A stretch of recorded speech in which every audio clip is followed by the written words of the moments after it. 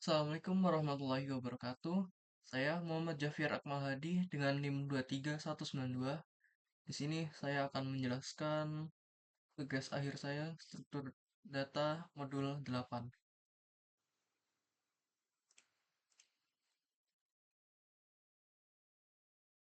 Soalan pertama, apa perbedaan graf dengan forestry? Perbedaannya yaitu di graf definisinya yaitu struktur yang terdiri dari simpul atau nodes dan tepi atau edge yang menghubungkan pasangan simpul. Kemudian jenisnya bisa berupa graf berarah, directed graph, atau berarah, undirected graph. Yang, yang terakhir yaitu siklusnya. Bisa mengandung siklus atau cycling dan atau tidak acycle. Keterhubungannya yaitu bisa terhubung connected atau tidak terhubung disconnected. Dan perbedaan forest yaitu definisinya forest adalah kumpulan dari satu atau lebih pohon tree. Pohon adalah graf terhubung berarah dan tidak mengandung siklus. Jenisnya forest adalah kumpulan beberapa pohon, sedangkan pohon hanya memiliki satu komponen yang terhubung. Siklusnya forestry tidak mengandung siklus dan keterhubungannya setiap pohon dalam hutan adalah graf terhubung tanpa siklus, namun keseluruhan hutan mungkin tidak terhubung. Yang kedua, bagaimana mengkonversi graf menjadi forestry? Untuk caranya yaitu yang pertama mengidentifikasi komponen yang terhubung. Bisa menggunakan algoritma seperti DFS atau BSF untuk mengidentifikasi semua komponen terhubung dalam graf. Yang kedua, penghapusan siklus. Dalam setiap komponen terhubung, gunakan algoritma seperti DSF untuk mendeteksi siklus. Jika ada siklus, hapus satu atau lebih tepi add untuk memutus siklus tersebut. Pastikan tepi yang dihapus tidak memutuskan konektivitas komponen dalam komponen tersebut. Hasilnya, setelah semua siklus dihapus, setiap komponen terhubung akan menjadi pohon, dan seluruh graf akan menjadi hutan atau forest. Yang ketiga yaitu perbedaan algoritma greedy menggunakan Dijkstra, Prims, dan Kruskal. Perbedaannya yaitu di Dijkstra tujuannya untuk menemukan jalur terpendek dari satu sumber ke semua simpul lainnya dalam graf dengan bobot tidak negatif atau semua bobotnya itu positif. Kemudian strateginya yaitu memperbarui jarak minimum dari sumber ke setiap simpul menggunakan teknik greedy. Pengaplikasiannya digunakan untuk jalur terpendek, tidak untuk MST atau minimum spanning tree. Yang kedua, prim. Tujuannya menemukan MST dalam graf terhubung berarah. Strateginya yaitu memulai dari simpul asal, terus menambahkan tapi dengan bobot minimum yang menghubungkan simpul baru ke pohon yang sudah ada. Pengaplikasiannya itu cocok untuk graf yang padat. Dan yang terakhir yaitu Kruskal. Tujuannya menemukan MST dalam graf terhubung berarah. Strateginya yaitu mengurutkan semua tepi berdasarkan bobot dan terus menambahkan tepi dengan bobot minimum yang tidak berbentuk siklus. Pengaplikasiannya itu cocok untuk graf yang jarang atau sparse. Terus yang ketiga, perbedaan algoritma greedy menggunakan dan maaf, yang keempat, bagaimana transversal graph menggunakan metode transversal forestry dengan DSF dan BSF.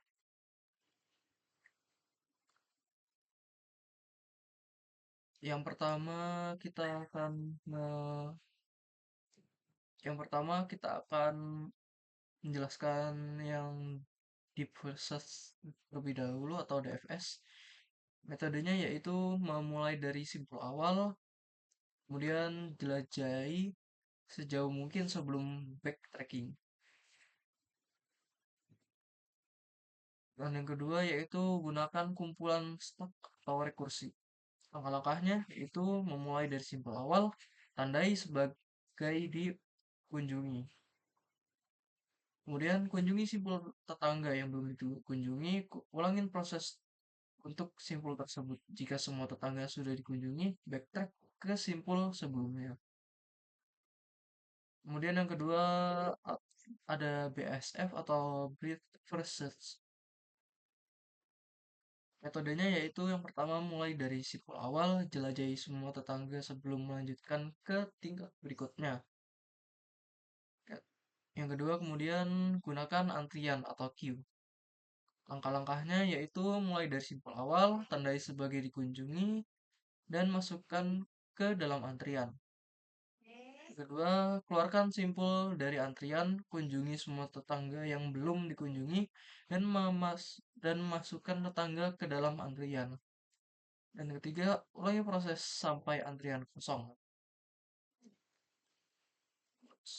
Kemudian soal yang kedua yaitu buatlah program simulasi konstruksi workflow untuk proses discovery menggunakan Petrinet seperti pada pembahasan materi. Kita langsung saja ke codingannya. Pertama ini eh, mendefinisikan untuk class place.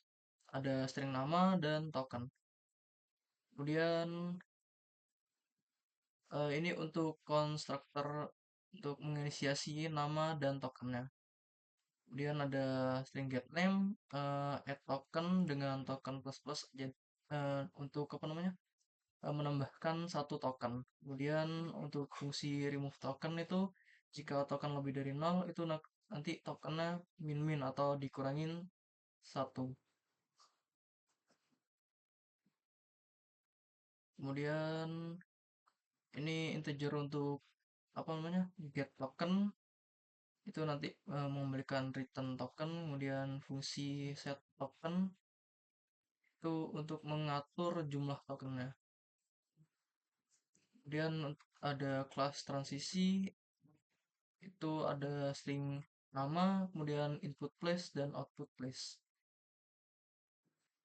Di public ini ada konstruktor untuk string nama, kemudian ini mengembalikan nama transisinya, kemudian fungsi add input place dan add output place ini untuk menambahkan tempat input dan output di pushback ke place.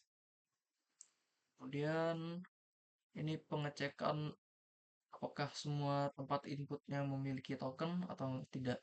Kemudian di return true. Kemudian ini fungsi untuk fire eh, jika enable itu nanti eh, apa namanya? Jika transisinya dapat dijalankan itu nanti akan mengurangi token dari tempat inputnya. Kemudian ini untuk menambah token ke tempat inputnya. Dan akan di out transisi nama file. Kemudian ada kelas ARC untuk garisnya atau add-nya atau busurnya itu from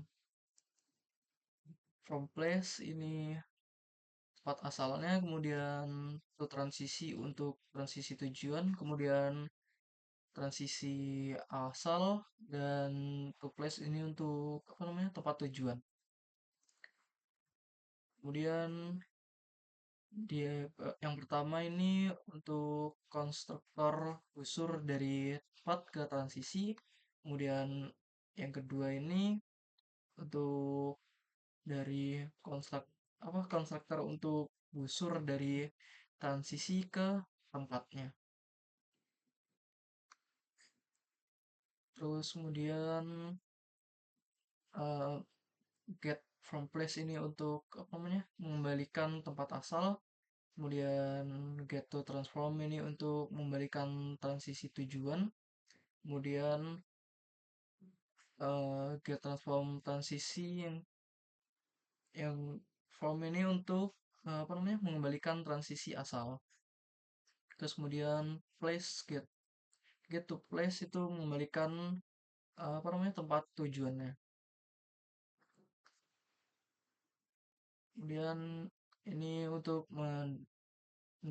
mendefinisikan classnet itu ada place dan transisi. Kemudian apa namanya, ARC untuk busurnya. Kemudian di public ini ada void menambahkan tempat. Nah, itu tepatnya itu akan di pushback di berikutnya yang nanti saya akan jelaskan. Kemudian add transisi itu transisinya juga di pushback ke transisi atau di inisiasinya transisi T. Kemudian fungsi ARC, nambah ARC atau nambah garis atau busur itu nanti akan pushback ke new ARC. New ARC-nya ke apa namanya, place atau transisi. Dan fungsi nambah ARC-nya ini untuk output place-nya itu P,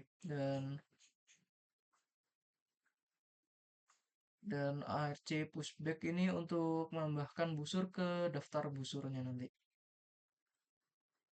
Terus kemudian ini untuk get place ini untuk mengembalikan apa namanya, daftar tempat. Kemudian get transition ini untuk mengembalikan transisi. Kemudian get arch ini untuk mengembalikan arch.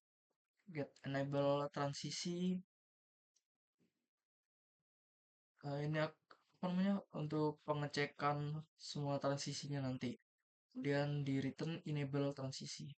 Kemudian ini fungsi untuk visualisasi di workflow-nya nanti. Ya, itu nanti apa namanya? Jika kita run itu nanti akan membuat file workflow dengan nama titik error. Ini fungsinya untuk mengenerate teks di file baru yang bernama workflow titik dot nantinya. Jadi semua fungsi ini akan mengenerate teks ke file baru sampai dot file kurung kurawal tutup. Dan kemudian nanti di sini akan apa namanya, mengeluarkan out dot file create successful. Kemudian ini akan apa namanya, juga menambah eh, file PNG. Jadi nanti ketika kita menjalankan akan mengeluarkan dua file, yaitu workflow titik dot kemudian workflow titik png. Kemudian di sini di integer main itu ada inisiasi untuk tempat dan transisi. Untuk tempatnya itu atau place itu eh, place P1, kemudian diinisiasikan place satunya yaitu P1, kemudian satu ini untuk tokennya. Jadi place 1 tokennya 1, place 2 inisiasinya P2 dan tokennya 1 dan seterusnya. Kemudian di transisi ada transisi 1 dengan inisiasi T1 hingga T6 dan inisiasinya T6. Kemudian di create di workflow net nanti yang akan menghasilkan file baru workflow net titik dot. Di workflow netnya itu nanti akan menambahkan P1 sampai P7, kemudian menambahkan transisi untuk transisi 1 sampai transisi 6, kemudian ini busurnya atau node-nya nanti itu workflow apa add arch itu P1 ke transisi 1, kemudian transisi 1 ke apa namanya place 5, kemudian place 2 ke transisi 2. Nanti akan saya jelaskan di file nantinya. Kemudian simulasi untuk flow, dan yang terakhir nih untuk memvisualisasi workflow-nya nanti. Dan kita run, dan apa namanya, outputnya akan .file create successful dan png create successful. Kemudian di sini terbentuk file baru yaitu workflow titik dot. Di sini yang tadi kita inisiasikan di ini di place sama transisinya. Kemudian P1 itu shape-nya berbentuk circle, kemudian labelnya P1. Kemudian P2 sama juga sampai P7. Kemudian ini transisinya berbentuk shape-nya berbentuk box. Kemudian labelnya T1 sampai T6. Terus kemudian ini untuk busurnya atau jalannya ini dari P1 sampai ke transisi 1, dari transisi 1 ke place 5, dari place 2 ke transisi 2 hingga seterusnya. Akan menghasilkan ini dari place 1 ke transisi 1. Kemudian dari transisi 1 ke place 5, dan kemudian place 2 ini ke transisi 2, dan transisi 2 ke place 6, dan place 6 ini transisinya ke place 6 ke transisi 5.